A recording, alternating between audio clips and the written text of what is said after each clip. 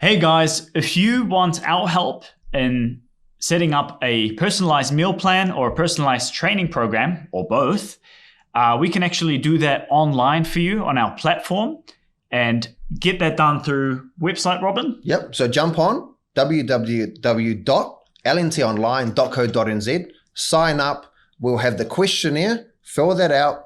We'll take care of the rest. Awesome. Welcome, everybody, to the LNT Podcast. It's a lifestyle. What are we talking about today, Robin? Well, we are heading into the Christmas festive season, and we're here to talk about HIIT. Fantastic. HIIT. What is HIIT? So HIIT, looking at high intensity interval training, also known as high intense interval training, or Tabata. There's various forms. So I'm looking forward to us covering the topic, looking at what it is, what it can do. Obviously good for cardiovascular reasons, but why? Does it have any impact on the brain? It's going to be a very exciting topic. Yeah, it's awesome. It's awesome that we're covering this, I think. And the reason why we are doing it is because it's gained quite a bit of popularity. Not from now, it's for a while, but now, it's becoming marketed more and more. And lots of gyms are becoming more and more specified to HIIT, which is high intensity interval training. There's a lot out there, isn't there? There's a lot out there. That's built and established a whole business around it. Exactly. And it is done for specific reasons, whether they are logistical reasons, because sometimes for some companies and gyms, you don't need such a large space to run it, and you don't need much equipment. So it's actually a little bit cheaper to run for a lot of these gyms, especially if you're up and coming. But as we will learn throughout this podcast, it's got many, many benefits. Robin and I will be talking about those benefits and how these benefits are different to what we call low intensity steady state cardio, or just regular cardio, like going for a run or jumping on the bike and going for 1 hour to hour and a half of cycling. Like you were saying before, it has been, I guess became popular 1996 by Mr. Tabata. So I don't think So 1996, this is when Tabata was created. So it was well before CrossFit, wasn't it? Oh, yes. Yeah. Oh, yes. Well, because he looked into actually from Japan, a professor from Japan. Yeah. Looking into the Olympic speed skaters, and then looked at how could they actually improve their cardiovascular conditioning. And that's how the 20 seconds on or high intense exercise followed by 10 seconds rest actually all started. Amazing. But it would be interesting if people could actually comment to see if there was other additional intervals that were even done in the 80s, because I wouldn't be surprised. Yeah, because I don't remember. I don't know if you remember fartlek training. Yes. It's a funny name, but again, I think it's a very, very old method of training or methodology. And it was initially established, like you mentioned, it was initially established for athletes. Yeah. And to improve VO2 Max, which we'll discuss on, which is basically a measure of your cardiorespiratory fitness. Yep. And Bannister. Bannister as well. Yeah. Breaking records. So I wouldn't be surprised. So that was 1950. I can't remember the exact date, but so it goes back to an exceptionally long time. And playing rugby league for me, I remember that's all we did was interval. The coach would be like, okay, you got to run down one side of the football field. Yeah. Jog or walk the following. Sprint back. Man, the amount of sets that we had to do. Absolutely, especially in a preseason, not so fond memories, especially with us as well with football. Yeah. Whether you're doing, interval training or the Broncos, we call them Broncos here in New Zealand, and broken Broncos and all those methods are forms, I guess, of high intensity interval training. Where you're going near maximal, putting near maximum effort for a particular interval, then you're getting a break or a phase where you're going much lighter, very low intensity, and then bang, you're ramping it up again. Yep.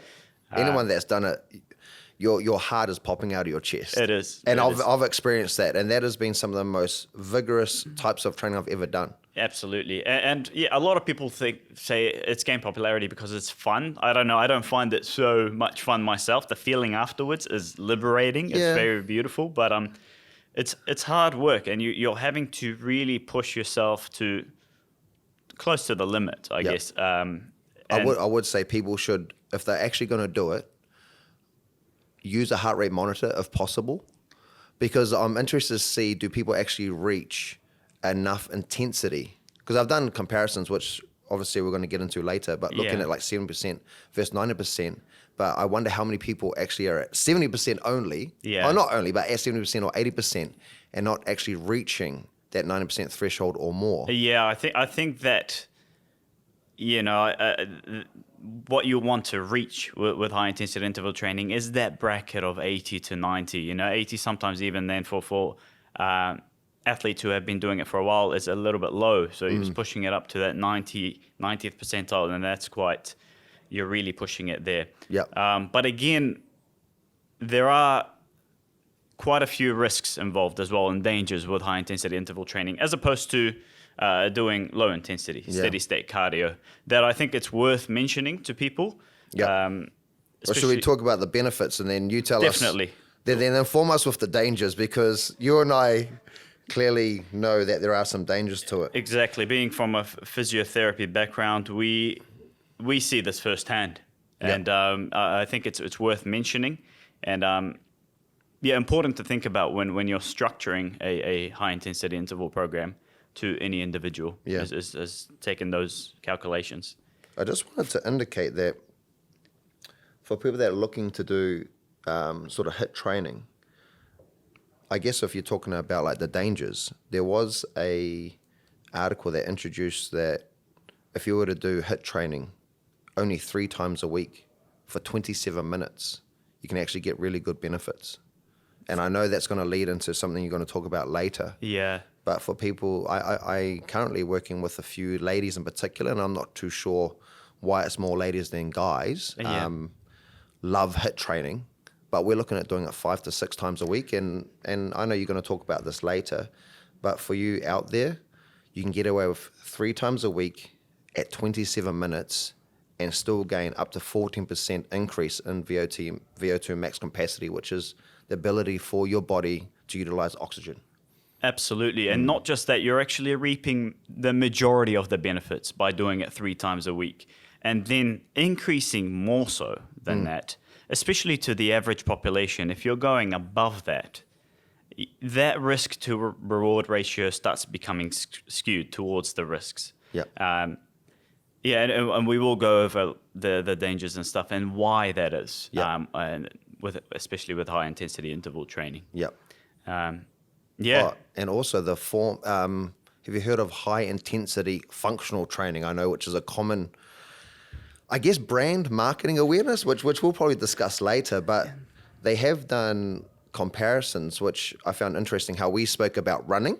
Yeah. So I've done running only. That's what I grew up on, and I guess that's more appropriate for the league side. But you and I have done it together as well, where we've looked at functional movements, where we've done interval training for burpees or gorillas or bear crawls or whatever it may be. Yeah. And the exciting thing about that is that you can get the same outcome as doing sprints. No significant difference for between the two of just sprint training and doing functional movements. That's quite exciting for people that want to do stuff like in their hotel room over Christmas. Absolutely. Which is going to be great. So Exactly. There's a lot of benefits. There is. And I think that the benefits, if we're talking logistically speaking, you'd have to think about one of the biggest benefits is, and why it gained popularity in the first place, especially in the early 2000s, is time, right? People, you've got a busy life schedule, you've got family, you've got kids, work, everything else, the social aspect. You want to squeeze in a short amount of time to do the workout, get it over and done with, and get the most beneficial, reap the benefits. Yes, right? yes. And HIIT just sounds perfect for that, doesn't it? Yep. Because you are, we were talking about this earlier off camera, and this is about, you can do 8 minutes of HIIT and feel absolutely steamed. You're done. Right? Yes. And you'll be complete. Yep. And you're ready to stretch. You're ready. Your heart's pumping. You've got the endorphin release. You're sweating. Yep. You're getting all these benefit side effects of exercise itself in such a short amount of time. Yep. And that's that's one of the biggest benefits, I guess, or one of the biggest reasons why it gained that popularity. Yep. Instead of going for a run for 90 minutes, you could go to the gym or go to this class or do it at home in a small confined space and then do it in 20 minutes, you're done. Yes, yes. So that's... Well, it's good for your morning routine, right? It is. So, being able to change that habit, wake up, prepare yourself, do 20 to 27 minutes, shower, have breakfast if that's what you do first thing in the morning, then start your day. Absolutely. It's so beneficial. And the thing is, you can do it at home. Yeah, that's the other thing, isn't it? You do not need equipment. You do not need a massive space to do it in, especially when we're talking about those functional movements. Yep. You literally need a 1x1 or a 2x2 square meter, and you can get away with a very high intensity interval training program. All done. Okay, I challenge people. Go on. I challenge people. Very simply, just do 8 minutes. So let's just make it easy. Tabata protocol, 20 seconds of burpees, 10 seconds rest, followed by 20 seconds of high knee sprints, and repeat until you finish 8 minutes. Everyone try that. Yeah. And message Marvin and I and tell us how you did, how do you feel. Pace yourself if you are a beginner. Most definitely. if you've got a training age though of, let's say, 2 years or more, we want you to go 90% or more. Yeah. And let us know how you go. And you will know. You will know how you're supposed to be feeling. Yeah, I challenge you, Marvin, at doing it as well. Marvin's going to do it. Actually, you can do it. I'll record it. But also, I think with the HIIT training, it allows you to mix things up. So, not saying that I get bored of training, but it's just cool, being able to do a variation of HIIT training, mix it up, different exercises. You can even change the tempo, right? You can do just 10-second bursts on, followed by 20 seconds rest, or vice versa. You can do 60 seconds on, 60 seconds off, different exercises. It's quite cool to keep you interested. Yeah, absolutely. Motivated. I agree. And as a trainer, it is nice to, put a block of high intensity interval training into the athlete or the client's program and reap the benefits there. It doesn't have to be like, I'm going to do high intensity interval training for 6 weeks flat out. No, it doesn't need to be. Adding it here and there and reaping the rewards from it is definitely doable and beneficial, and it's enjoyable because it allows you to mix things up, like you mentioned. Yep. Yeah. And man, have you ever done so much weight training? Sometimes your tendons and your ligaments feeling a little bit stiff and sore, and you're like, man, these guys need a little bit of a break. Yeah. Even, you can just put your HIIT training sort of on your off days, I guess, if you wanted to call it an off day, which I think is nice. Yeah, I guess if you do it as a recovery, it depends on the intensity as well. And it depends if you're talking about athletes and stuff, it does depend on where or when you are adding that high intensity interval training. If it's very close to the competitive phase, you might want to be careful on what you want to add and how much stress you want to add to that individual. But yeah, the logistics of it is it's so beneficial. It's time, it's not time consuming. Don't need much space. It's fantastic for that. Yeah. But there's also a lot of physiological benefits. Yep. With HIIT. What do you think about compared HIIT to just doing like low interval steady state or just constant cardio? Yeah. What's your thoughts on that? And we're not saying that if you want to do a continuous run for 60 minutes, by all means, yes, any movement is good movement. Absolutely. You got any thoughts on that? There's huge benefits in also low intensity steady state cardio. But yeah, definitely there are some differences, and there have been some studies to show that there have been some differences in that. One of the differences is HIIT does promote, if you're comparing the two, does promote muscle building a little bit more than low intensity steady state. If you think about it, HIIT is usually more explosive. More forces are required from the muscles to do those movements, whether you're doing a sprint or whether you're doing a jump or a burpee. There's a lot of force that's required from the muscle to apply those movements. And if you think about a sprinter compared to a marathon runner, you can see the differences there in their body shapes and sizes. Hugely. So it does, I guess, promote a little bit more muscle building and toning, I guess, if you want to use that term, which is, again, attractive for people to do. Yeah. Right? So that's one of the differences. The other thing we mentioned earlier is VO2 max. Okay, if you're trying to improve your cardiorespiratory capacity, okay, or your body's ability to use oxygen for energy. Like go harder for longer, right? That's basically what we're trying to accomplish. Yeah, go harder for longer, or delay or push up that lactate threshold. Lactate threshold is basically the point you reach where the muscles in your body start to develop too much lactic acid, and they basically plummet down, die down, stop functioning as well until you drop your level of activity, and then you play catch up, basically, where the cleansing of lactate gets faster than the actual buildup of lactate.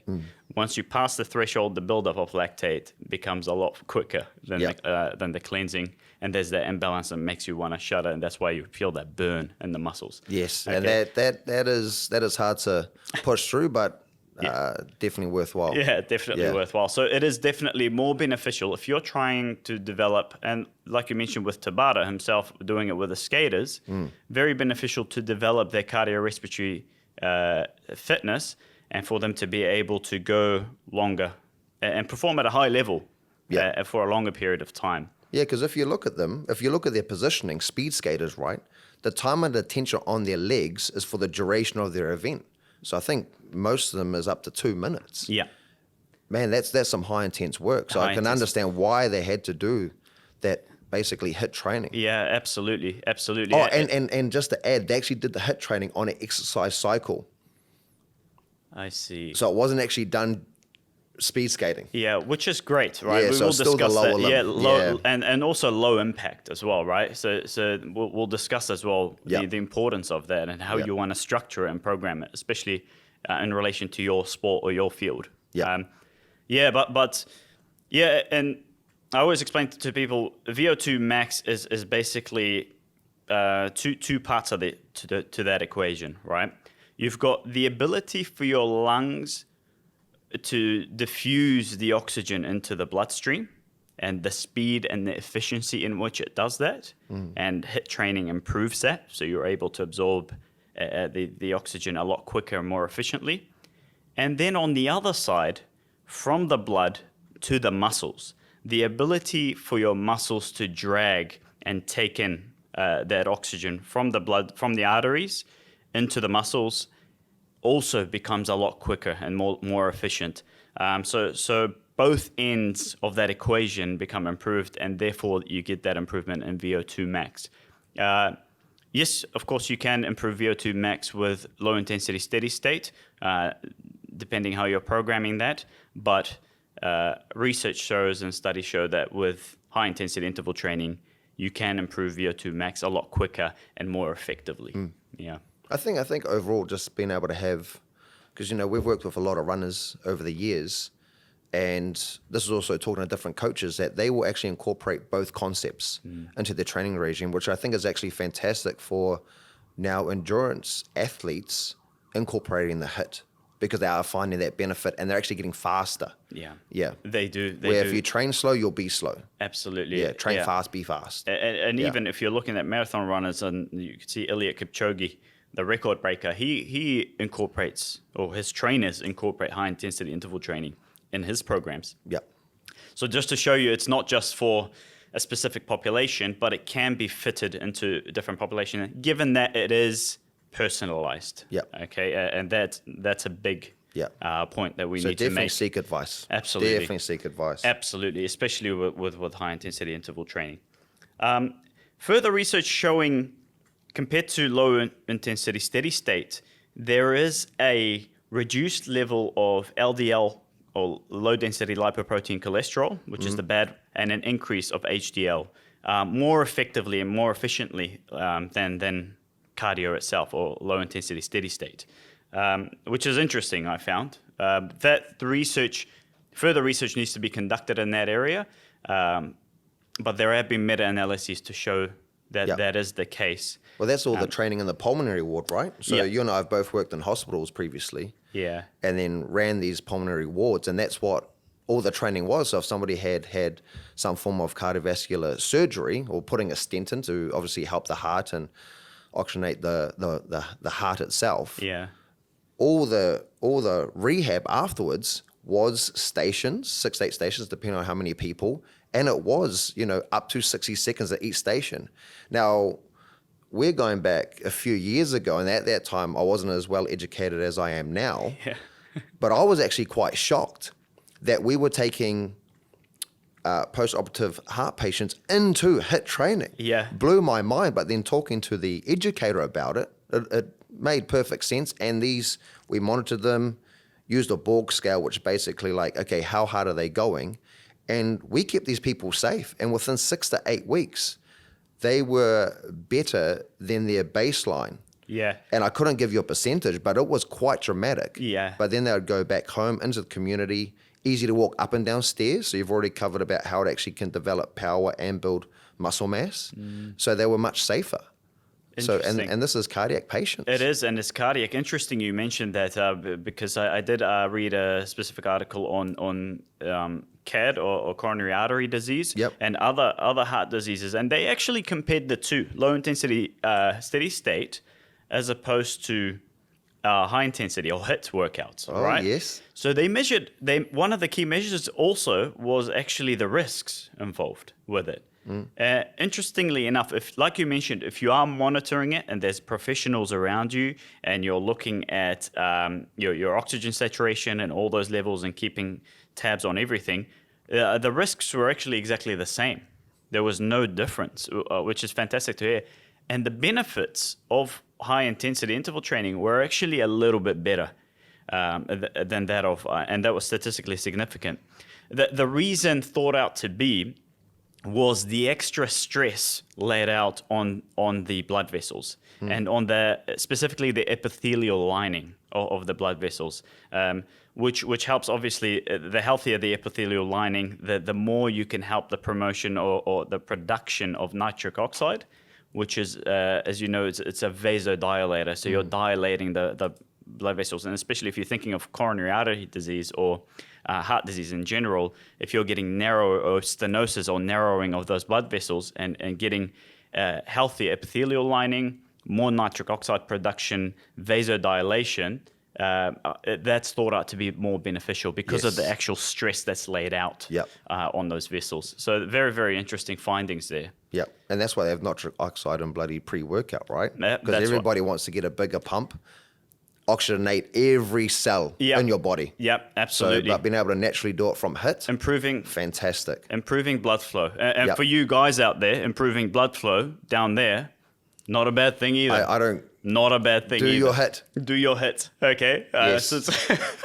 And even, I guess, talking about, additional benefits, having EPOC, which is exercise post-oxygen consumption, which is basically being able to burn more fat post-training, right, is a high benefit. So I know people say exercise doesn't lead to fat loss, and I understand energy balance, calories in, calories out, but if you're training at a good intensity, I've never seen anybody that trains really, really well with high intensity be really obese unless you are consuming huge amounts of calories here. But to be able to say, train for the 27 minutes, and then being able to have a continuation, eat healthy, eat really, really, really, really well, and knowing you're going to be burning off more fat. Yeah. I think that's also another added benefit compared to low intensity, a steady state. Absolutely. Yeah. So that thing you mentioned is actually quite interesting because when you look at research comparing the two during the actual exercise itself, and you're looking at the bioenergetic systems and what the body is using as fuel, it's interesting because low intensity steady state burns more fat during the exercise. Yep. High intensity interval training chooses to select more carbohydrates to burn. Okay. And so when you're thinking about it, if someone's looking at fat loss, they're like, oh no, low intensity steady state is better. But what you mentioned earlier about the post-exercise fat oxidation, that basically means after the HIIT session, you're burning fat for a much longer, prolonged period of time than low intensity steady state, and it lasts for the day pretty much. Yes. So in the end run, yeah, you could argue that with HIIT you are burning more fat. But what's important for you people who are looking into fat loss, always prioritize diet. Okay? Yes. Don't see that this is better than that or that is better than this. Focus on your diet. Yep. Then implement everything around it. Okay? Yep. Like Robin mentioned, calories in, calories out. Simplify that equation. You don't need to overcomplicate things. Yes. Yeah. Yes. What about so we touched briefly about like the VO2 max, and I guess like looking at the physiological enhancement of what HIIT can do. What's your thoughts on, like, let's just say the battery center, like mitochondria cells, right? So we know that they're absolutely essential, and the more that we have, the better. Yeah. Does HIIT improve that more so over low steady state? Is there any difference? Yes, so evidence does suggest it does improve it more, and it is part of that equation mentioned earlier with VO2 max. So we mentioned the lungs and the diffusion from the lungs to the blood vessels, but on the other side of the equation is from the blood vessels, from the arteries, going into the muscle. The reason why that absorption rate becomes more efficient, one of the reasons, is because there's more mitochondria in your muscles, in your skeletal muscles.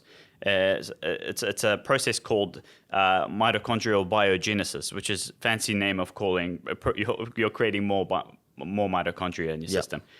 Mitochondria is super important for a process called oxidative phosphorylation, or basically the creation of ATP, which is our energy currency, through oxygen. Okay, so oxygen needs to enter the mitochondria. A bunch of reactions need to occur to produce ATP. So the more mitochondria, the more energy or the more oxygen you can absorb from the blood vessels, and therefore the more energy you can produce. Yep. Therefore you can go for longer. Yep. Leading to better performance, higher output, more sustained. More sustained. So yes, absolutely. In short, HIIT improves VO2 max and improves mitochondrial biogenesis more so than low intensity steady state cardio. Yep. Yeah. Yep. Have you heard of, I know we're talking about this before, and we have in the past, about brain-derived neurotrophic factor? Yes. Which I like. fancy term. So basically, Marvin and I looked into a little bit deep in it. It's a natural protein that's derived primarily in the brain, but has so many other positive benefits. But it was HIIT that had more of the release, more so than the low steady state. Absolutely. It promotes the release or activation of brain-derived neurotrophic factor, or BDNF, we'll call it for short. There's a lot of studies, and they're ongoing, about BDNF and brain function, whether it's to do with diseases like dementia, Alzheimer's, even ADHD, but also just in terms of brain function. BDNF helps promote synaptic growth or synaptic function, and it also helps, which in hand improves memory, learning, and overall cognitive function, which is very, very interesting to see. And there's been studies to say exercise in general, or high intensity interval training more so, can improve it more than particular exercises that train the brain themselves, like figuring out word puzzles or doing Sudoku and things like that, which I'm not saying that that's bad for you to do that, but it's interesting, when you see this correlation, if you look at a Venn diagram, and the benefits of doing physical exercise passes on beyond the physical realm and goes into the mental and the cognitive, and you're actually having such a wide array of improvements. And yes, there are studies to suggest with high intensity interval training, there's an increased promotion of the molecule or family of molecules, BDNF, and improved cognition. And there's been studies done with helping prevention of dementia, and Parkinson's. Utilizing HIIT? Utilizing HIIT. Yes, fantastic. And partly because one of the reasons why, because is things like vascular dementia, they are vascular diseases, and there's vascular diseases associated with some Parkinsonian symptoms as well. And because it's so good, that stress on the blood vessels, like we talked about, the epithelial lining and an improvements there. Yep. Which is all smooth tissue, right? So that's including brain. Exactly. So getting the nitric oxide build up from there into the brain, obviously vasodilation, helping with that whole cognitive processes. And improving with synaptic function and your basically the wiring of your brain, it becomes more improved and more well kept, I guess. On the other hand, there have been studies to show improvements in attention in populations with ADHD. With diagnosed ADHD, which is also interesting, and that study is also compared against regular cardio exercises. So, very interesting benefits with high intensity interval training, and so wide ranging, right? You got physical, and now we're talking about the cognitive.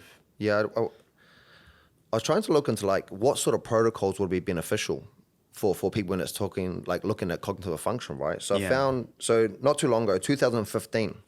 So they looked at continuous exercise at 70% max, and then they looked into HIIT training, which was 90% max. Yeah. And very simply, they just did 1 minute on, 1 minute off for a total of 20 minutes, and they performed this 3 times a week. So they found that the BDNF serum levels actually increase, but it was towards the end of the training session. So it got me thinking about maybe 20 minutes minimum is required to actually get those, get that expression. Yeah.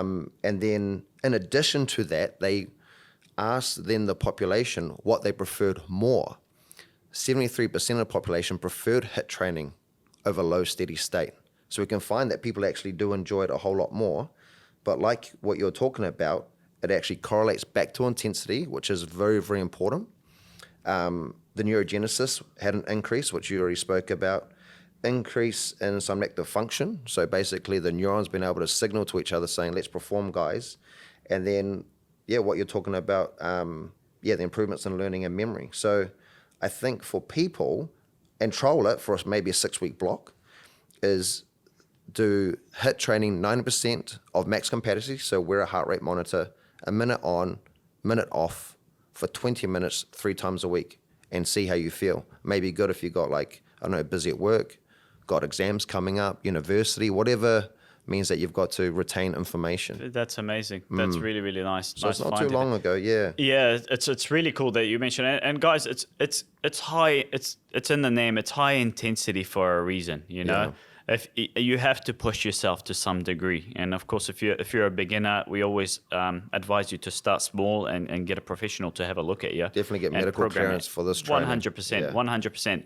But in order to reap the rewards that we've just mentioned earlier, you need to push yourself. You know, I'm not saying to the absolute limit, but pretty damn close. Train with a friend. Yeah. I know personally speaking, when we train together, I love it because I get a big push. And there's been times where we've done our cardiovascular component and I'm suffering, but then I see you suffer, I suffer, and I think that's actually quite healthy. And then that's how I think you can get the intensity when you're about to do HIIT training. You raise that intensity. It's very, very hard to push through those mental barriers when you're by yourself. Yeah, personally speaking, it's kind of difficult for me to start up a HIIT program just on my own. Yeah. But if I'm with my teammates or if I'm with a friend in the gym, one, it's easier to start it because you're holding each other accountable. And 2, you do push yourself a lot harder. You definitely do. If you are going to push yourself harder though, what are some of the consequences that you've experienced, that you've treated, or that literature has indicated? Yeah, and this brings So we're looking at dangers. I guess the dangers of or the consequences of HIIT. Yeah. And what to be mindful for. Yeah, and this brings us to that topic of the dangers and the risks and implemented. We've seen it. And we've seen it. We've seen it firsthand, guys. We're both physiotherapists. We're in the clinic, and as you know, HIIT has gained popularity. There's so many gyms out there, so many franchises that are, promoting HIIT, which is, promoting activity and promoting physical activity is amazing. But specifically with HIIT, one of the biggest things is injury, right? And if you're... I'll put it this way.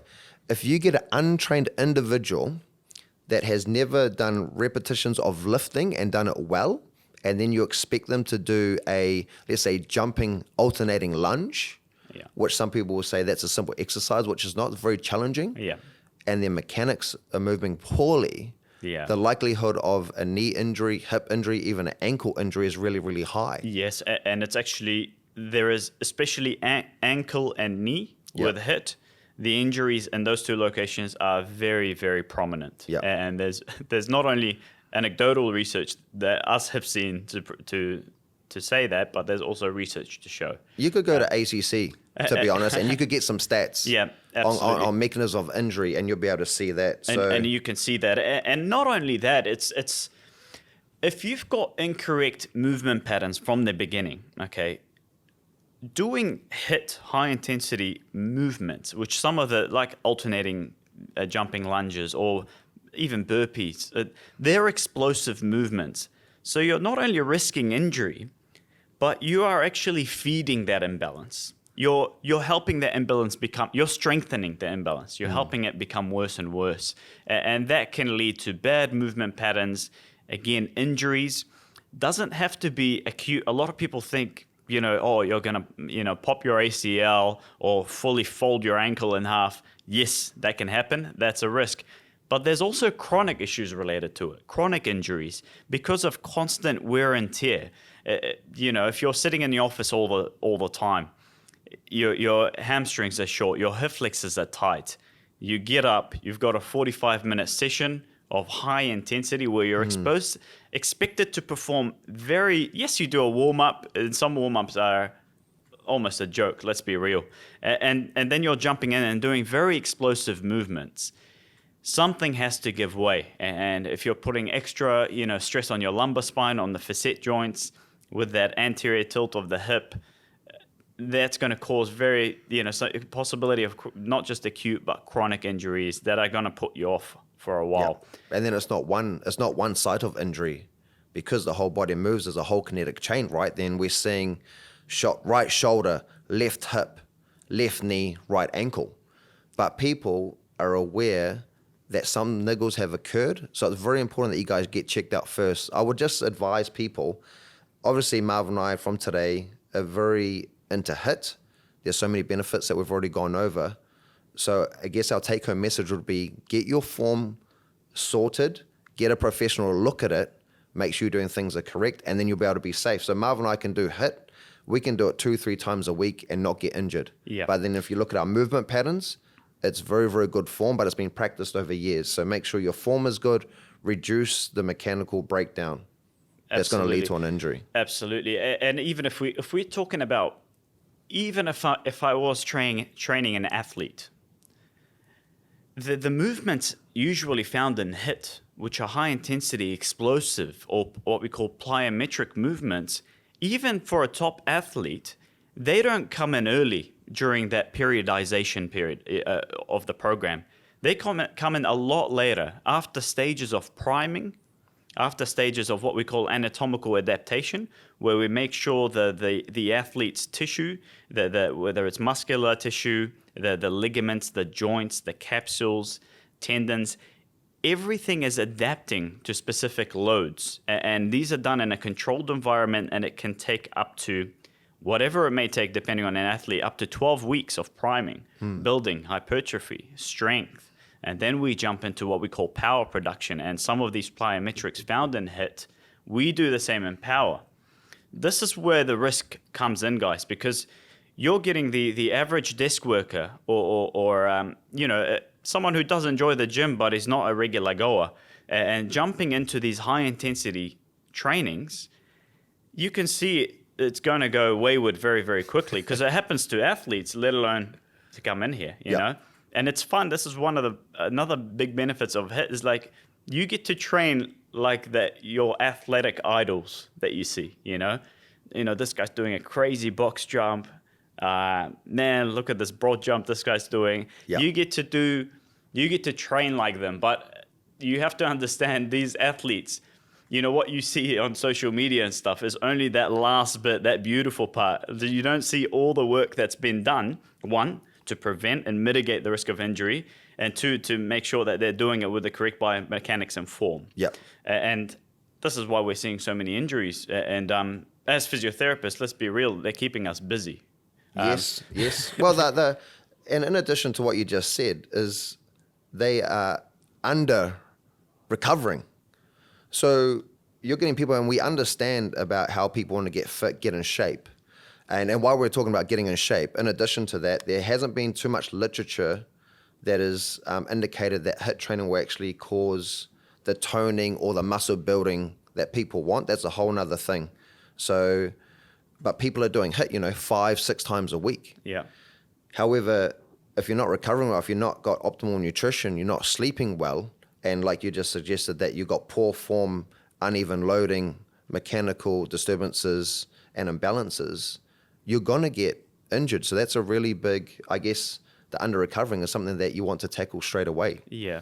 And that's another thing that's causing injuries as well. Absolutely. And compared, like we've been comparing to low intensity, steady state quite a lot today. And with cardio, the other side is the recovery time required for HIIT is a lot longer than low intensity, steady state. I can make a beginner jog lightly for a very long time and be very, very confident that individual is not going to get injured. With HIIT, you're not so sure.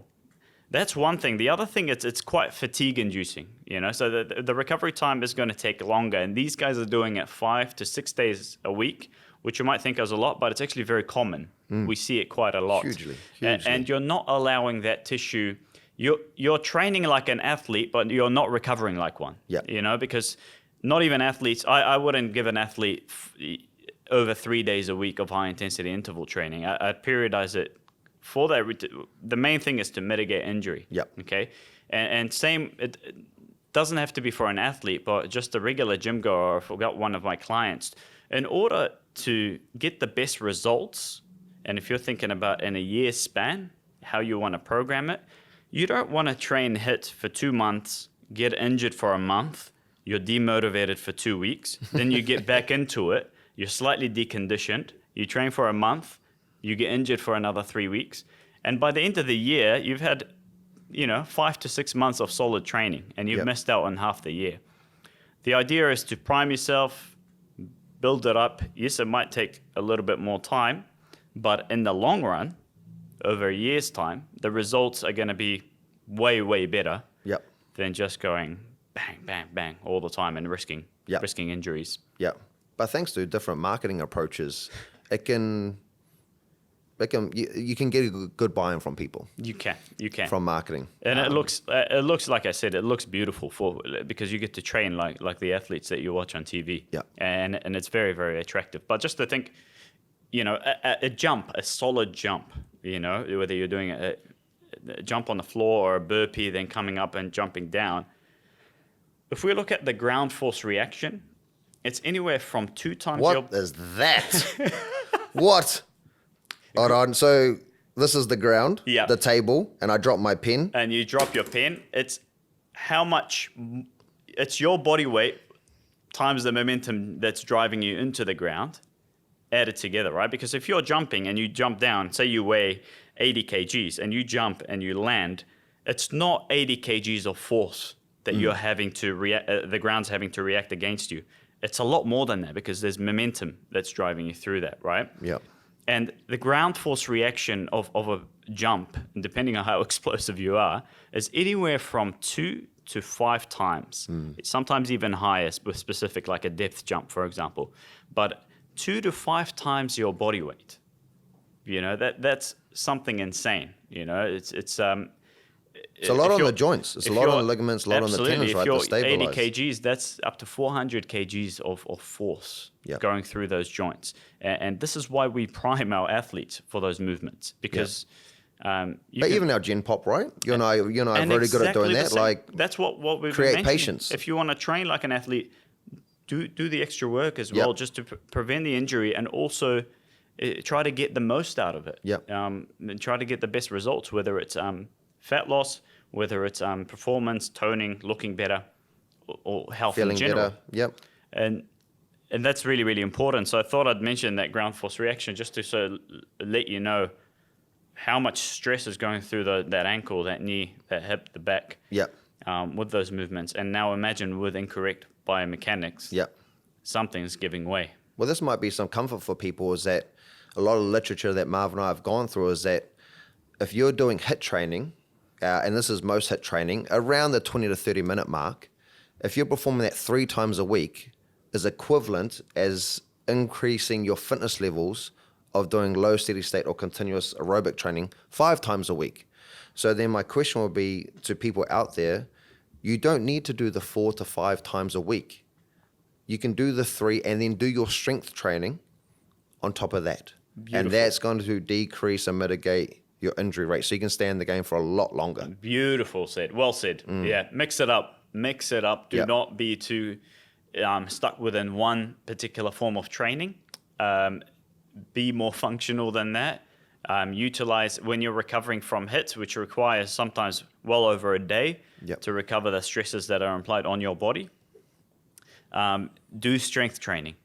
Do some active recovery. Do low intensity steady state cardio.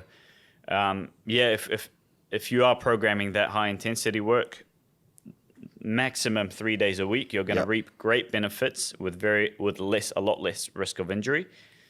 And then use the benefits of strength training, low intensity, to really complete you as an athlete or as an individual, just to be more complete. So in conclusion, what we'd say, get a good coach, change your movement patterns, make sure you're spot on. So that would be a good recommendation. Maximum 3 times a week to mitigate injury, but allowing you to get all the benefits we've spoken about earlier. Absolutely. Learn the movements carefully. Warm up. Warming up is so important. And majority of places now, they are warming up. How good that warm up is more needs to be said about that. Start from a lower level. And progress slowly as all things. Exactly. And as I mentioned, with athletes, and I'm talking, to me? with athletes like Robin. We even then, the degree of, say I'm getting an athlete straight out of holiday period. Now that we've got Christmas, New Year's, January, we're getting right on the nitty gritty, start of seasons for rugby, football, and everything in between. There is no way I'm going to get them doing plyometrics and explosive movements directly after that. There is periods of, like I mentioned, anatomical adaptations, strengthening stabilizers, strength programming, where we're building strength with regular movements, controlled movements like squats, and then rowing, chest press, compound lifts like that, accessory movements to strengthen rotator cuff, stabilizers of the hip, core, making sure the core is bulletproof for at least 6 weeks.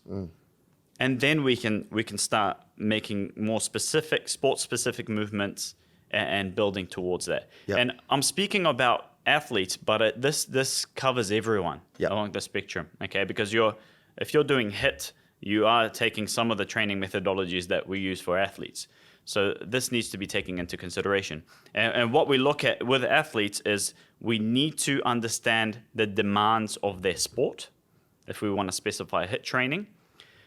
Like you mentioned, with skaters, they were doing cycling because that's a bit more specific as opposed to doing upper body dynamic movements. Okay, you need to understand what that sport entails also in terms of, is it a power-driven sport? Is it a more of a cardiorespiratory sport where, is that athlete a powerlifter, or are they a football player where they're running longer distances, or are they, a 1,500-meter runner? And it's the same with a regular gym goer as well. What are they looking to get out of it? And that's it. Think about your goals. Absolutely. Think about your goals. Absolutely. And also understanding what we call the athlete profile. What do you want them to do on the field or in the court, or what's required of them? And then you specify that training for them.